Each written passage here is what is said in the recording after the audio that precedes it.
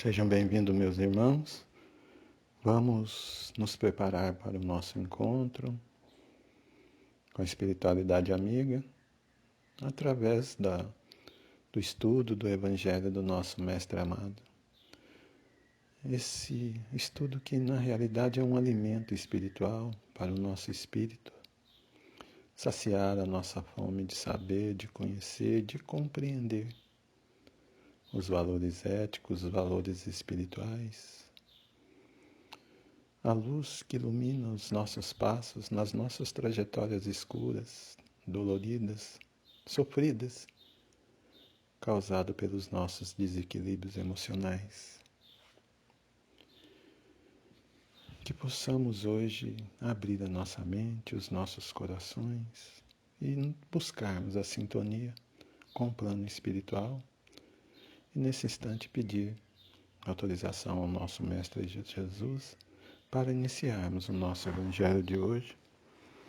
Vamos começar pela leitura do livro Vinha de Luz, de Chico Xavier, pelo Espírito Emmanuel. O irmão, a caridade é sofredora, é benigna, a caridade não é invejosa, não trata com leviandade, não ensoberbece. Paulo, 1 Coríntios 13, 4. Quem dá para mostrar-se é vaidoso. Quem dá para torcer o pensamento dos outros, dobrando-o aos poucos de vista que lhes são peculiares, é tirano. Quem dá para livrar-se do sofredor é displicente. Quem dá para exibir títulos efêmeros é tolo. Quem dá para receber com vantagens é ambicioso. Quem dá para humilhar é companheiro das obras malignas. Quem dá para sondar a extensão do mal é desconfiado. Quem dá para afrontar a posição dos outros é soberbo. Quem dá para situar o nome na galeria dos benfeitores, dos santos, é invejoso. Quem dá para prender o próximo é explorado, é delinquente potencial. Em todas essas situações, na maioria dos casos, quem dá se revela um tanto melhor que todo aquele que não dá, da mente cristalizada na indiferença ou na secura. Todavia, para aquele que dá, irradiando o amor silencioso, sem propósito de recompensa e sem mescla de personalismo inferior, reserva o plano maior, o título de irmão. Jesus, Mestre querido, estamos reunidos nesse instante em seu nome para a leitura do Evangelho. Evangelho que se estenda a todos que de alguma forma têm acesso às redes sociais, através dos nossos grupos, reflexões diárias, Prece Espírita Allan Kardec, Caminho da Espiritualidade no Face, nas páginas Osmar Pires, no nosso canal no YouTube, dos grupos de WhatsApp, Reflexões Diárias, Allan Kardec, Caminho da Espiritualidade, dos grupos de tratamento, dos grupos de estudos, enfim, a todos que de alguma forma têm acesso a esse Evangelho. Pedimos por todos aqueles nomes que foram postados nos grupos de orações, pedindo pelas suas dores, pelas suas angústias, pelas suas tristezas, pelas doenças físicas, pelas doenças emocionais, pelas doenças da alma, pelos jovens viciados, pelos suicidas, pelos abortados, os nomes que foram anotados, os nomes que não foram anotados, os nomes que os nossos pensamentos consigam chegar nesse instante. Peço também por todos os administradores dos grupos, tanto do WhatsApp, como do Face, como do YouTube, que todos possam, unidos nesse momento de luz, de esperança, interceder junto a cada um dos nomes uma oração para que o nosso Pai os abençoe, os conforte e fortaleça a sua fé nesses momentos difíceis que terão que ser superado pela força de vontade de cada um, pelo amparo da espiritualidade e, acima de tudo, pelo amor do nosso Mestre Jesus, que nunca nos abandona. Obrigado, Pai. Obrigado, Mestre queridos. Vamos hoje fazer o Evangelho do capítulo 13. Não saiba a vossa mão esquerda o que dê a vossa mão direita. Vamos falar sobre a beneficência. Segundo no dicionário, beneficência, ação de quem faz o bem, comportamento da pessoa que busca ajudar ou fazer o bem ao próximo, bondade, dinheiro destinado à beneficência, ato de beneficiar outrem, filantropia, obras de beneficência, tendência para o bem, tendência natural para a beneficência. Esse é o significado de beneficência. A beneficência sempre visa ser o resultado da nossa busca em sermos felizes, sermos completos. Uma busca nem sempre almejada da forma correta. Nos primeiros estágios de nossa vida, essa busca pela felicidade sempre se transforma na aquisições de bens materiais, de paixões, de valores intelectuais. Esquecemos o verdadeiro lado, que é esse lado humano, de compartilharmos com os nossos irmãos da jornada as nossas dificuldades, as nossas vitórias, nosso sorriso, amparando-nos mutuamente através da prática do amor, da caridade, da beneficência, para que possamos então buscar a meta tão esperada de um dia chegarmos à angelitude, encontrando então aquilo que podemos dizer felicidade. Que é a felicidade de amar a todos indistintamente, que é a felicidade de amparar a todos, que é a felicidade de nos doarmos a todos, considerarmos todos como nossos irmãos, não emitirmos julgamentos, mas sim sempre pronto a ampará-los. Um conceito de que a felicidade, né, vamos buscar na Grécia Antiga, né, por alguns filósofos. Epícoro, ele falava na Grécia Antiga que a felicidade tinha muito, era muito ligada ao ter, que nós tínhamos que ter. Quem tinha alguma coisa era feliz, quem não tinha era infeliz.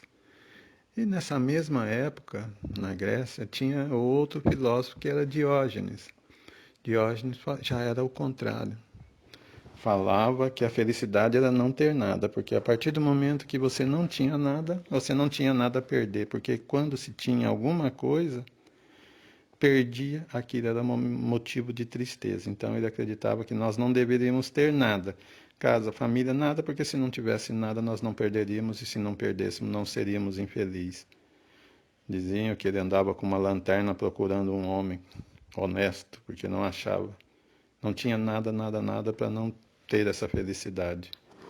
Em outra linha ainda dos filósofos gregos da antiguidade, tinha Sócrates, que falava que a felicidade estava no ser. Ser quem você é, realmente ser, o seu ser natural. Amar aquilo que você fizesse, aquilo sim te daria prazer. Um exemplo, um professor. Se ele fosse um professor de coração, de alma e amasse aquilo, seria feliz, uma mãe, um pai e assim por diante. Que bastássemos que nós fôssemos realmente aquilo que nós queríamos ser. Então a felicidade estava nesse ponto. Então, como nós vimos, né, tinha três vertentes, três linhas, né? O do ter, o do não ter e o do ser, como forma de encontrarmos a realidade, a felicidade, né? E buscando agora para Jesus, Jesus nunca nos falou muito diretamente no sentido da felicidade, mas ele usava outros sinônimos, ele falava para nós da vida eterna, do reino dos céus, da salvação, que subentende que seria o nosso lugar feliz, né?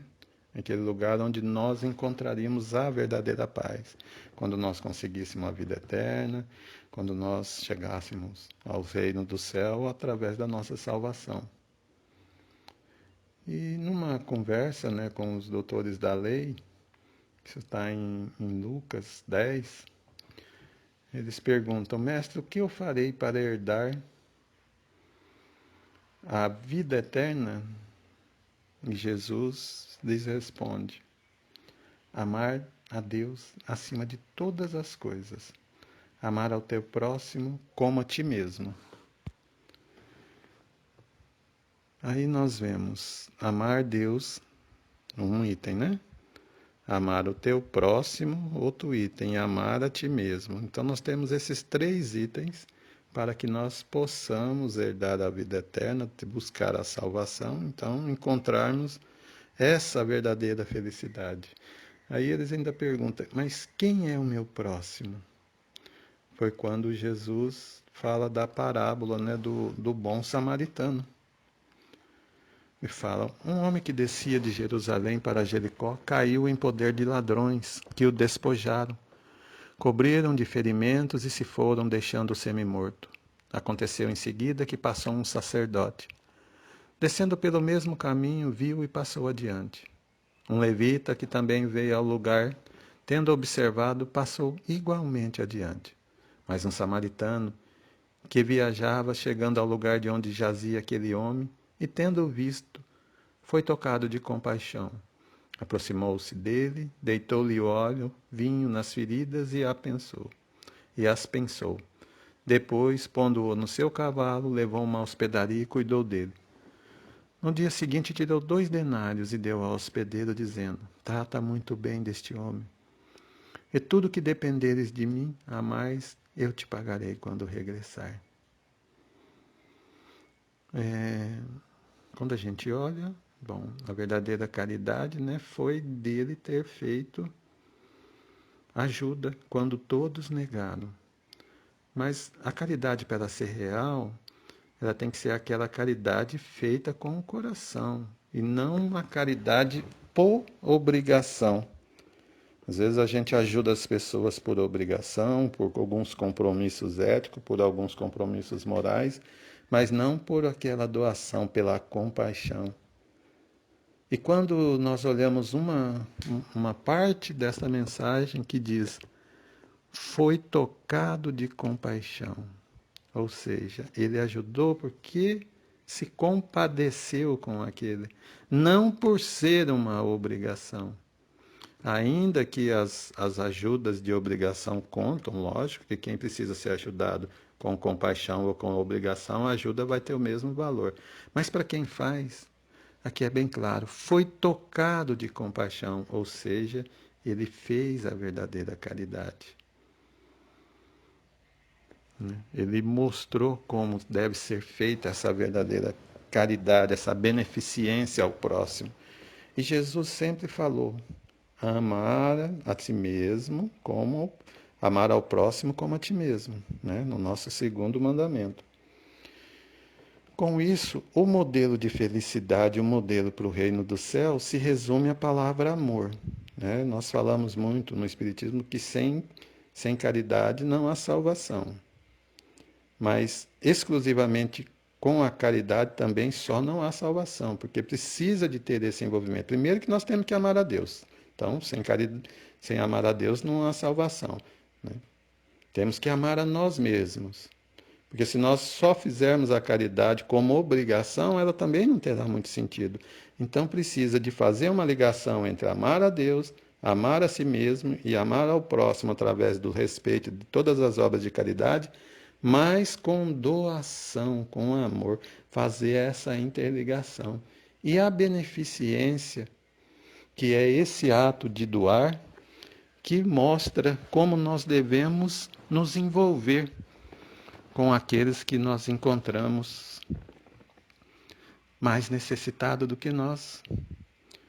No Evangelho, segundo Adolfo, bispo de Argel, de Bordeaux, 1861, a beneficência ela é a prática do bem.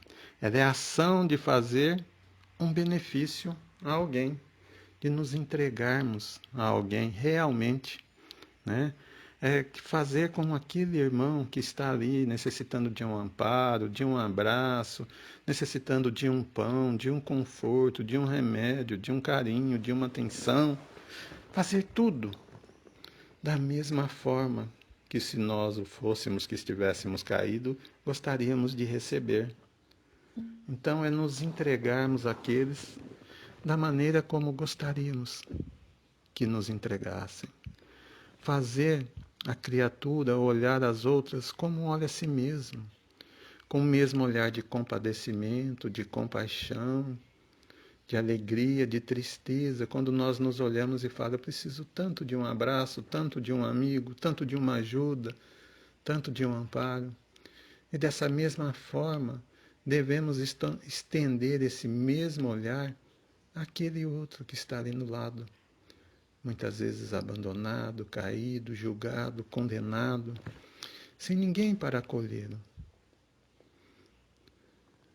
Precisamos nos entregar mais, buscar ocupações que possam ajudar esses irmãos a se tornarem mais felizes, a nos encontrarmos como semelhantes, como os verdadeiros irmãos, a buscar num sorriso daquele irmão que chora a paz do nosso coração, a alegria de sentir um abraço daquele que há tanto tempo necessita de uma atenção mínima possível.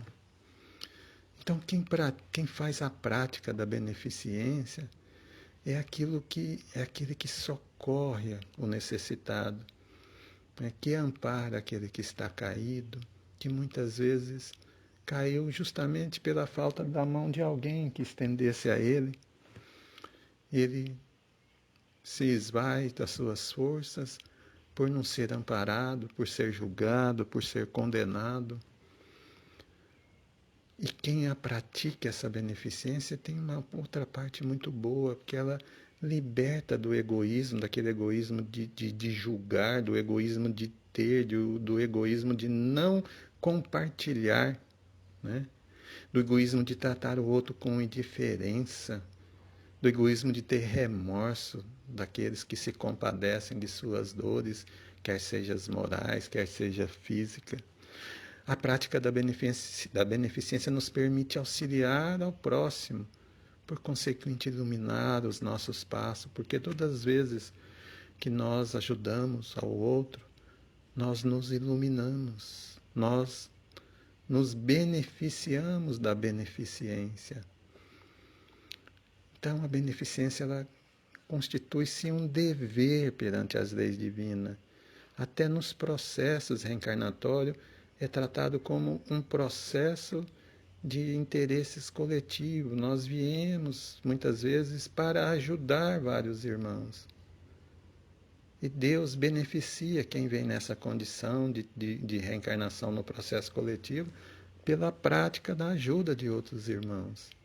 Temos que olhar a caridade com outros olhos, não só com esse olho material, de nos dar o que sobra, de nos dar o excesso, mas com aquele olhar de amor, de virtude, né? Aquela paz, aquela felicidade real, terrena, que nos fortalece para caminharmos na vida espiritual, desembaraçado dos nossos egoísmos, dos nossos apegos, das nossas revoltas, das nossas mágoas, dos nossos ódios, das nossas angústias. Porque através da prática da caridade nós encontramos a paz no coração, aquela paz que sacia aquele desconforto causado por todas as angústias, por todos os apegos. Ela dá um contentamento especial. Muitas vezes nós falamos, meu Deus, o que eu não sinto bem, eu não consigo nada, eu não sei qual é a minha missão. Muitas vezes, recorrentemente, então, qual é a minha missão? A nossa missão na Terra é amar Deus acima de todas as coisas, amar ao próximo como a ti mesmo. E quando amamos Deus realmente e compreendemos que Deus é Pai de nós todos, e se o amamos verdadeiramente, temos que amar os nossos irmãos e a nós mesmos. São atos consequentes um do outro. E com isso nós desejamos o bem-estar daqueles que estão mais necessitados. E quando assim o fizemos, sabemos que estamos agradando a Deus, por consequente agradando o nosso irmão e nos beneficiando desse ato, com o contentamento da nossa alma. Ele é um remédio para as aflições. Quantas vezes estamos chorando, tristes, angustiados, mas quando participamos desses movimentos de beneficência, de ajuda, de amparo, quando recebemos um abraço, um sorriso em troca, aquela aflição que estava dentro do nosso coração, né? Vai saindo, vai sumindo, vai se diluindo. O amor vai diluindo todos esses pecados, essas angústias, essas tristezas. Por isso a prática do amor, através desses atos de caridade, da beneficência, é fundamental para o nosso equilíbrio emocional, para o fortalecimento da nossa paz. Em Caritas, né, em Leão, 1861, fala de várias maneiras de se fazer a caridade. Ser indulgente para com os parentes e o amigo. Nós falamos muito em perdão, perdão tem que perdoar. Sim, nós temos que perdoar. Mas o perdão, ele vem daquela pessoa que se sente ofendido.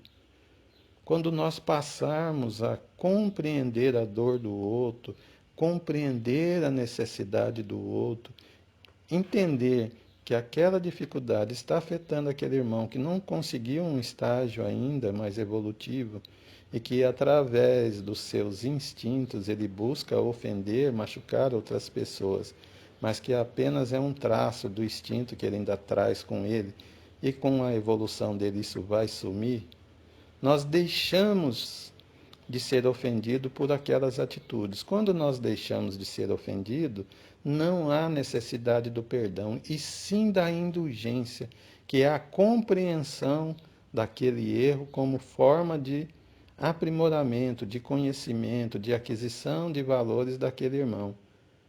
Então, a indulgência é sublime nesse sentido, porque é quando nós não nos sentimos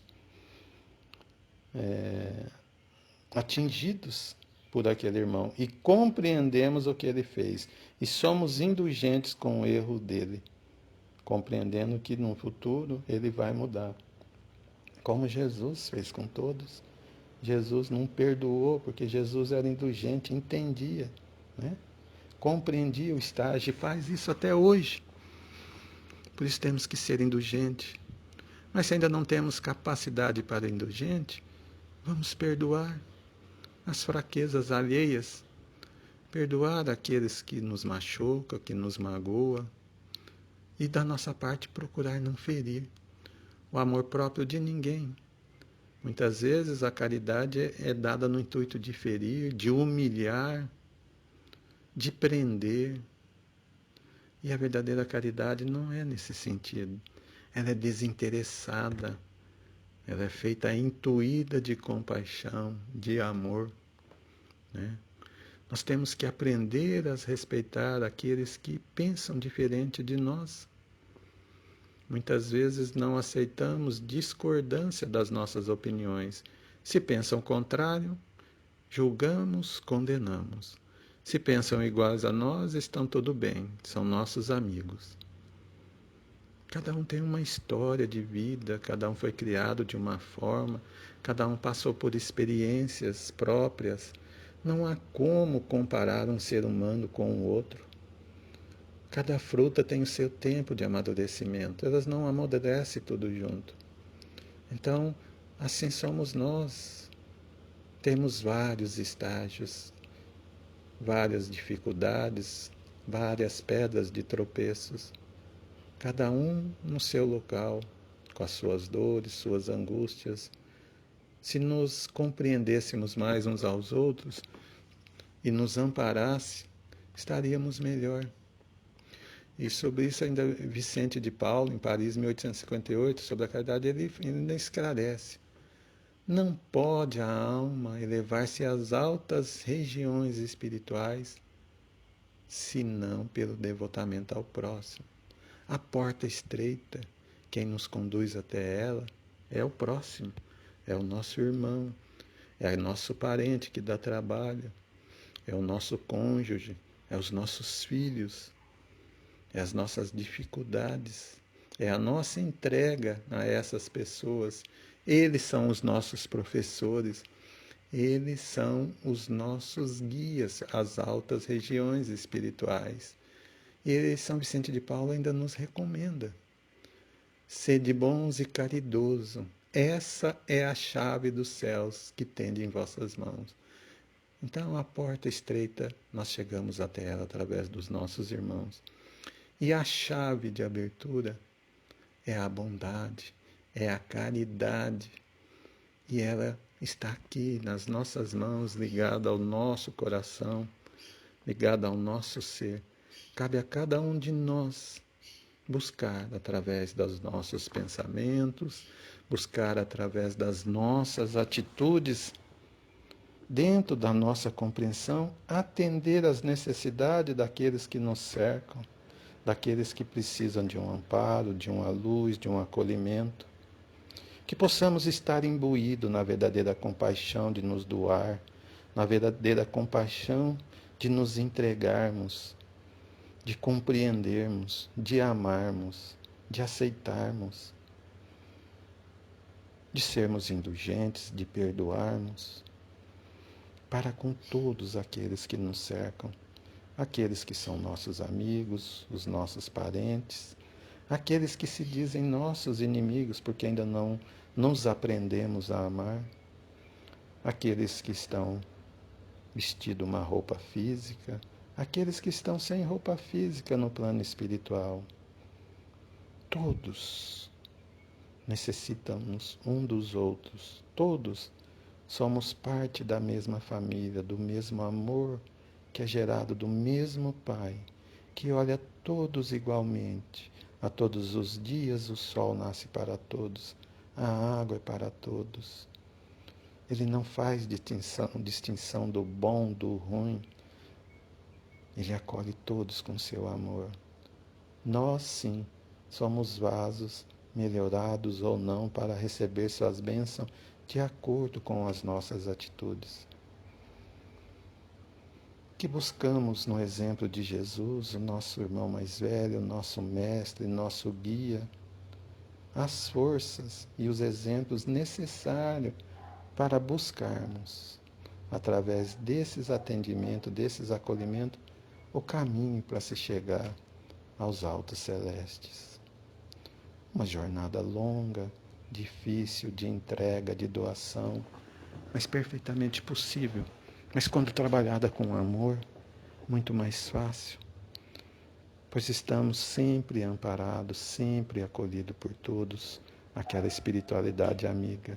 E a prática do amor, da caridade, nos faz ser envolto por uma bruma de amor, nos faz ser envolto por espíritos simpáticos à ordem do amor, da caridade, ou seja, beneficiamos também dessa ajuda do plano espiritual, além das aquisições dos valores morais. Que a beneficência se faça presente em nossas vidas, não só com palavras, mas com atos, com atitudes, com pensamentos, com ações. E, acima de tudo, com a renovação íntima de cada um de nós em relação àqueles que nos rodeiam, os que dizem amigos e os que dizem inimigos, mas que para o Pai são todos irmãos, e que para nós é uma escola com as quais ensinam-nos a nos amarmos mutuamente apesar das diferenças. Graças a Deus, Senhor, que Deus seja louvado. Vamos nos prepararmos então para o encerramento do nosso Evangelho de hoje, elevando os nossos pensamentos ao alto na figura meiga do Mestre Jesus. Mestre amado querido, pedimos que estenda suas mãos nessas águas aqui postas, colocando nelas os remédios elementares retirados do fluido universal, transformando essa simples água num bálsamo lenitivo para as nossas dores, conforme o merecimento de cada um, que retire os elementos das plantas medicinais, dos minerais, que retire os elementos da força da natureza, do sol e da lua, do seu amor. Que essa água tenha o poder de nos fortalecer, de harmonizar o nosso corpo e o nosso espírito. Graças a Deus. Pedimos ainda, Mestre, que ore pelos doentes nos leitos de hospitais, que olhe pelos idosos nos asilos, pelos jovens nos orfanatos, as crianças, que olhe por aqueles jovens que se perderam nos vícios das drogas, pelas mães desesperadas que oram pelos seus filhos, por aqueles que perderam seus entes queridos, pais, filhos, avós, netos, irmãos, mães, para aqueles que estão presos nos leitos de hospitais, para aqueles que estão com depressão, com ansiedade, para o pai desempregado que não consegue ter dignidade para sustentar a família, para os casais que estão em conflito, que eles possam se unir, que a família é a base da humanidade. Olhe por todos, mestre querido, olha por todos dos grupos que citamos, que virão ouvir, por todos os administradores, por aqueles que foram abortados, por aqueles que foram suicidas. Que todos possam receber a sua paz, a sua luz e o seu amor, graças a Deus. E agora, vamos nos preparar para a nossa prece de encerramento. Pai nosso que estais no céu, santificado seja o vosso nome, venha a nós o vosso reino, seja feita a vossa vontade, assim na terra como no céu. O pão nosso de cada dia nos dai hoje, perdoai as nossas ofensas, assim como nós perdoamos a quem nos tem ofendido. Não nos deixeis cair em tentação, mas livrai-nos do mal. Amém. Porque teu é o poder, o reino e a glória para hoje e sempre. Que assim seja.